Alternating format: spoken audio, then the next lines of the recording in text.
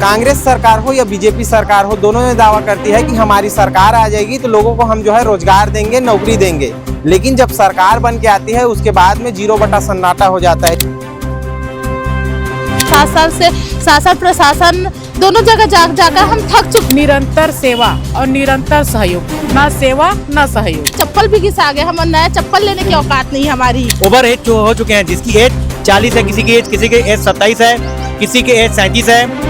तो हम तो अब सर अगला भर्ती तो दे सकते नहीं है, अब तो हम योग्य ही नहीं है सर। गृह मंत्री मतलब होता है घर का मुखिया, और यहाँ पर उसका सदस्य भटक रहा है। इस वर्दी को हम लेकर जाएंगे सर। हम ना घर के रहे ना घाट के रहे, बस वही है, विषधार में फंस चुके हैं। गृह मंत्रालय के सामने से तब तक नहीं उठेंगे जब तक स्वयं गृह मंत्री हमारे विजय शर्मा सर जी आकर यहाँ हमको लिखित में आदेश नहीं देते हैं। भाई अपना रिवार्ड तो मुखिया जी के ही पास है। जब सबको सेवा, सबको सहयोग दे रहा तो हमको भी सेवा सहयोग दी। हम लोग को जेल लेके जाएंगे, जेल जा रहे हैं हम लोग। 9 साल की बेटी है, जो मेरी 85 साल की जो मेरी सास है, ठीक है ना, उनका सेवा और सहयोग करे सरकार। मैं बैठने के लिए तैयार हूँ उनके घर पे। तड़प रहा बच्चा, उसको सड़क में उतरवा कर हम लोग को थाना ले जा रहा है, ना कि हॉस्पिटल ले जाते बच्चे को, वहाँ पर हम लोग को थाना ले जा रहा है। बच्चा तड़प रहा है, हम आंदोलन करने नहीं आए थे। नमस्कार, जोहार, मेरा नाम है भरत चंद्रा, आप संदेश भारत देख रहे हैं। राजधानी रायपुर के अभी गृह मंत्री विजय शर्मा के निवास के पास में पहुंचे हुए हैं, जहां छत्तीसगढ़ सशस्त्र बल जिन लोग का 2018 के वेटिंग लिस्ट में नाम है, उन लोग का लिस्ट जारी नहीं हुआ है, वो लोग प्रदर्शन कर रहे हैं। लगभग जो है 25 दिनों से तूता धरना स्थल के पास में ये लोग प्रदर्शन कर रहे थे। शांतिपूर्ण तरीके से सरकार से बातचीत करने का प्रयास हुआ, लेकिन कुछ अच्छा पहल नहीं हुआ, कुछ अच्छा निष्कर्ष नहीं निकला। तो इसलिए जो है विजय शर्मा के जो निवास है उसको जो है घेराव करने के लिए छत्तीसगढ़ सशस्त्र बल के लोग पहुंचे हुए हैं। क्योंकि जब छत्तीसगढ़ में बेरोजगारी की बात आती है, लोगों को रोजगार देने की, तो कांग्रेस सरकार हो या बीजेपी सरकार हो, दोनों में दावा करती है कि हमारी सरकार आ जाएगी तो लोगों को हम जो है रोजगार देंगे, नौकरी देंगे। लेकिन जब सरकार बन के आती है उसके बाद में 0 सन्नाटा हो जाता है। इस चीज़ को जानने समझने के लिए संदेश भारत की टीम पहुंची हुई है। अभी हम लोग जो अभ्यर्थी हैं उन लोग से सीधा जुड़ेंगे, बातचीत करेंगे, पूरा जो मामला है उसको समझने का प्रयास करेंगे। क्या नाम भैया? मेरा नाम छत्तनकांत चंद्रा है और मैं सेफ वेटिंग अभ्यर्थी हूँ। मेरा जर्नल कैटेगरी में 95 नंबर में नाम है। आपके चैनल के माध्यम से, संदेश भारत के माध्यम से मैं बताना चाहूँगा कि हम लोग 1786 पोस्ट निकले थे जब यह भर्ती निकला था। तो 1786 पोस्ट निकलने के बाद एक मेरिट लिस्ट जारी हुआ, जिसमें 1786 अभ्यर्थी को लिया गया। 417 अभ्यर्थी जो आपको दिख रहे हैं यहाँ पे, ये जो है वेटिंग अभ्यर्थी हैं। तो सर हम आपको आपके संदेश भारत के माध्यम से बताना चाहते हैं, इस मीडिया के थ्रू बताना चाहते हैं कि हम 417 अभ्यर्थी जो है 7 साल से अपने अधिकार के लिए संघर्ष कर रहे हैं, लड़ रहे हैं। 7 साल में सिर्फ हमको आश्वासन मिला है, वो भी 1 से 2 बार, कि आपका जो भर्ती है, आपका जो वेटिंग लिस्ट है, उसको हम अपने संज्ञान में लेंगे। कौन बोले थे? ये हमारे माननीय गृह मंत्री विजय शर्मा जी। कब बोले थे? ये जो है लगभग 8-9 महीने पहले बोले थे, ठीक है। तो आज सर हम इसलिए यहाँ पे आए हैं अपने अधिकार के लिए, और वह अधिकार हमारा है सर, उसी अधिकार को लेने आए हैं। 3 तारीख को हम लोग माननीय गृह मंत्री जी से हमारा भेंट हुआ था, मुलाकात हुआ था।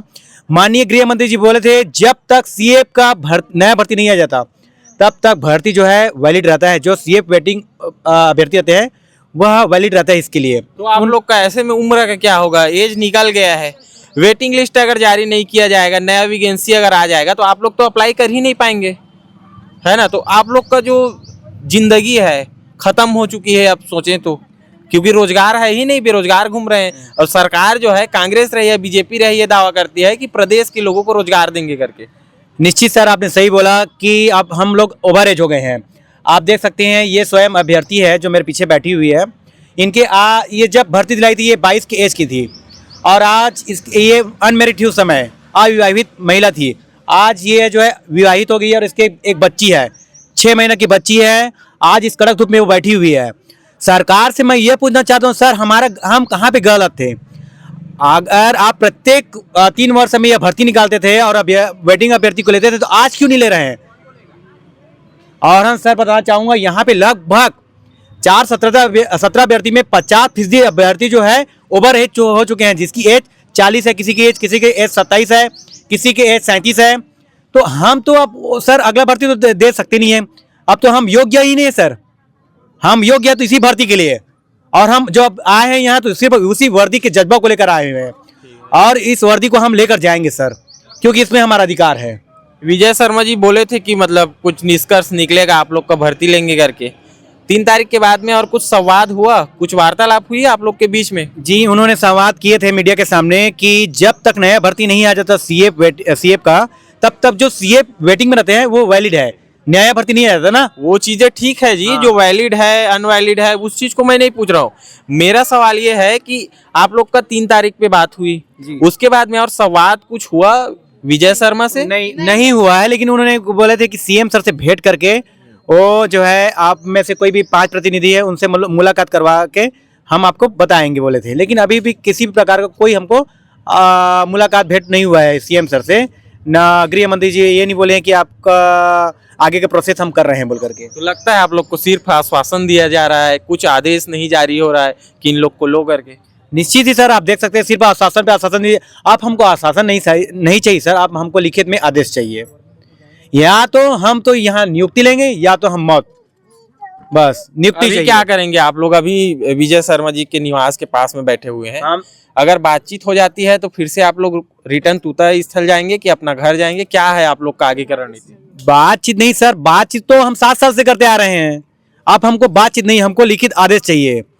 हम यहाँ से इस जो सिविल लाइन है गृह मंत्रालय के सामने से तब तक नहीं उठेंगे जब तक स्वयं गृह मंत्री हमारे विजय शर्मा सर जी आकर यहाँ हमको लिखित में आदेश नहीं देते हैं। जी हाँ। क्या बोलेंगे दीदी, क्या नाम है आपका? चांदनी। कहाँ से हो आप? मैं बालोद जिला से, बालोद। एससी कोटा में 3रे नंबर पे हूँ। बस विजय शर्मा माननीय गृह मंत्री से यही निवेदन है कि हमें जल्दी से जल्दी हमारा वेटिंग क्लियर करें, क्योंकि 7 साल बहुत होता है। हम 7 साल से शासन प्रशासन दोनों जगह जाकर हम थक चुके। ऐसा है ना कि हमारा चप्पल भी घिसा गया, हम नया चप्पल लेने की औकात नहीं हमारी। ऐसा हो गया क्योंकि न बेरोजगार है, माँ बाप के आगे पीछे कोई नहीं है, जो है हम हैं। अब उनको हम पालन पोषण के लिए क्या कर सकते हैं? इसलिए हम माननीय गृह मंत्री जी से बस इतना ही मांग करना चाहते हैं कि हमें जल्दी से जल्दी हमारा वर्दी दे। और वर्दी नहीं दे सकते तो वो इतना करे कि हमको मृत्यु दे, क्योंकि हमारे पास जीने का कोई ऑप्शन ही नहीं बचा है। आधा से ज्यादा ओवर एज हो गए हैं, हम नए भर्ती दे नहीं सकते, तो हम करें तो करें क्या? परिवार के लोग क्या बोलते हैं ऐसे में? आप लोग का आस लगा होगा मम्मी पापा का, शादी हो गया होगा तो हस्बैंड भी सोचता होगा कि धोखा से शादी हो गया है, ऐसे करके। मैं इस नौकरी की वजह से अभी तक शादी नहीं की हूँ, क्योंकि एक उम्मीद है कि मेरे को आज भी उम्मीद है, क्योंकि भाजपा सरकार वापस आई है। क्योंकि कांग्रेस सरकार तो बोल दिए थे कि मैं ये बीजेपी के शासनकाल की भर्ती है तो मैं नहीं लूंगा। अब तो कम से कम भाजपा की सरकार आई है तो उनसे तो ये एक उम्मीद जगी है। हमसे दीदी ये भी तो है ना कि 2018 का था, ठीक है भर्ती, तो उसके बाद उसके पहले तो जो है बीजेपी का ही राज था, रमन सिंह जी थे। जितना भी महीना बचा रहा है, उसके बाद कांग्रेस की सरकार है, कांग्रेस ने नहीं लिया भर्ती।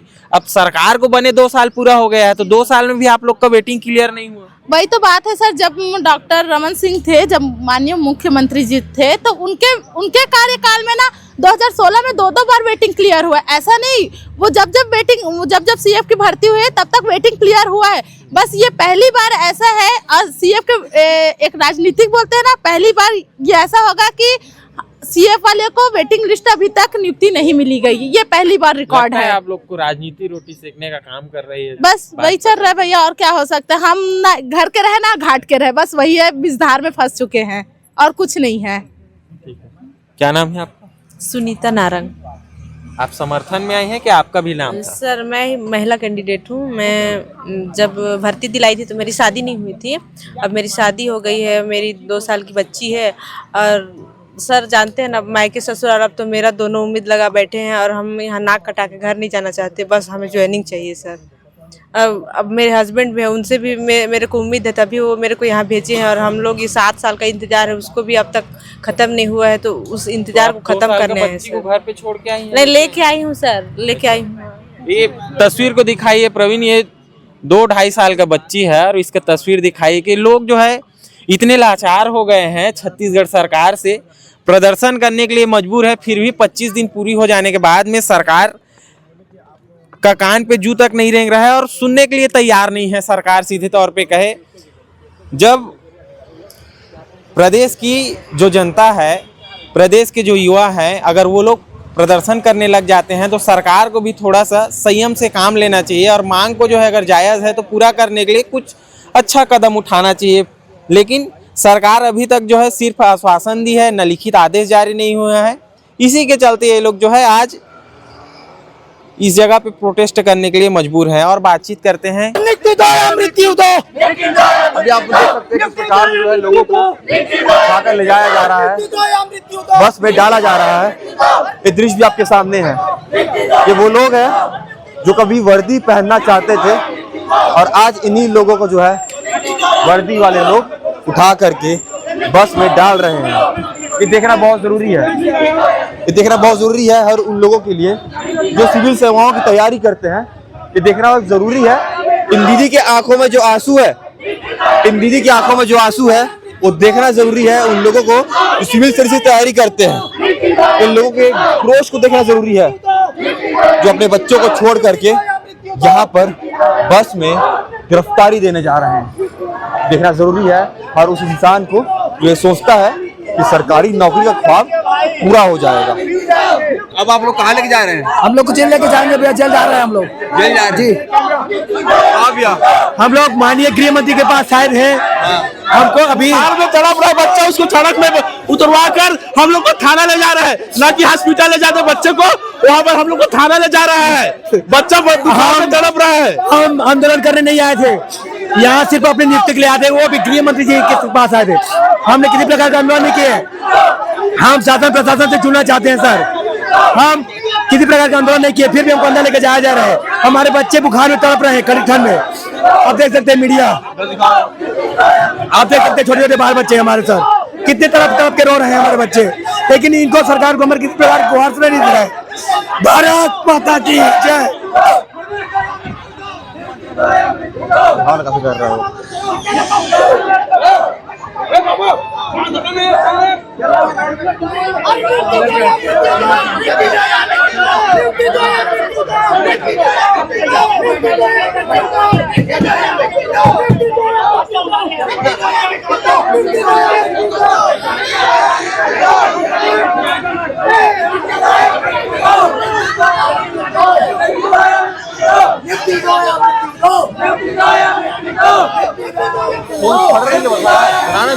राघवेंद्र का है पे बन रहा है, तेरे मनाएगा कुछ चोटी बनाता है।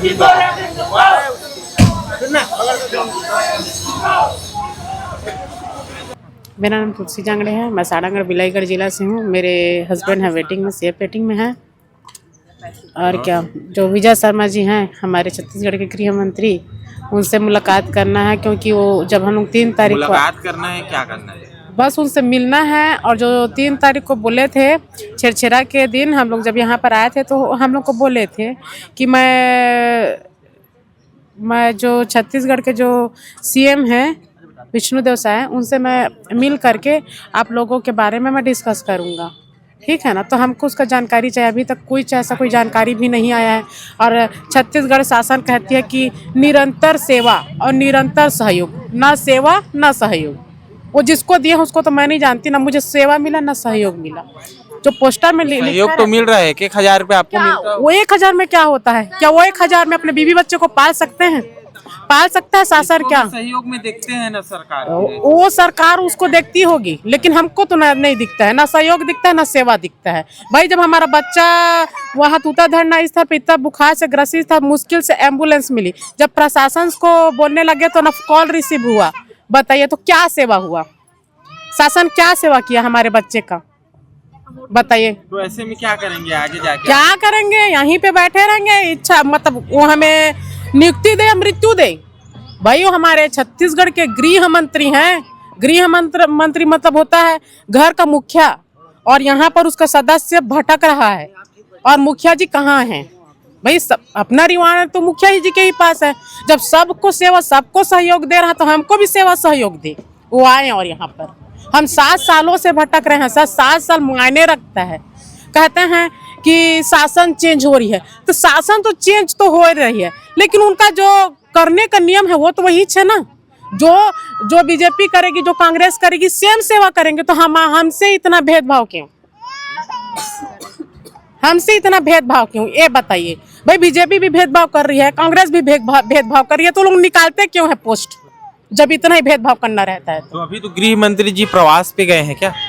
वो कहीं भी जा रहे हैं, जब उनको वो हमें जब बोले हैं कि मैं मिल के आप लोगों के बारे में मैं बताऊंगा, फिर आप लोग की जानकारी में है कि वो प्रवास जी नहीं है, वो हमें ये नहीं पता है कि वो कहाँ है, ठीक है, लेकिन वो जहाँ भी कहीं रहे वो हमें आए और हमें बोले, हमसे बात करें, हमारा बात सुने, हमसे बात करें, और हमें आश्वासन नहीं चाहिए। 7 सालों से सिर्फ आश्वासन लेते हुए आ रहे हैं, बताइए कितना आश्वासन लेंगे? तकलीफ होता है, बहुत तकलीफ हो रहा है भाई। 6 महीने का बच्चा लेकर के आज 25 दिन हो गया है बैठे हैं तूता धंड स्थल पर। शासन के तरफ से कोई जा भी नहीं रहे कि बच्चा कैसे है, तुम लोग कैसे हो, तुम्हारा घर परिवार कैसे चल रहा है करके। वो कहते हैं कि तुम यहीं पे रहो, यहीं पर बैठो। ठीक है, मैं बैठने के लिए तैयार हूँ, मेरा पति भी बैठने के लिए तैयार है, मैं अपने 6 महीने के बच्चे के साथ, पति के साथ मैं यहाँ पे बैठने के लिए तैयार हूँ। लेकिन मेरी जो 9 साल की बेटी है, जो मेरी 85 साल की जो मेरी सास है, ठीक है ना, उनका सेवा और सहयोग करे सरकार।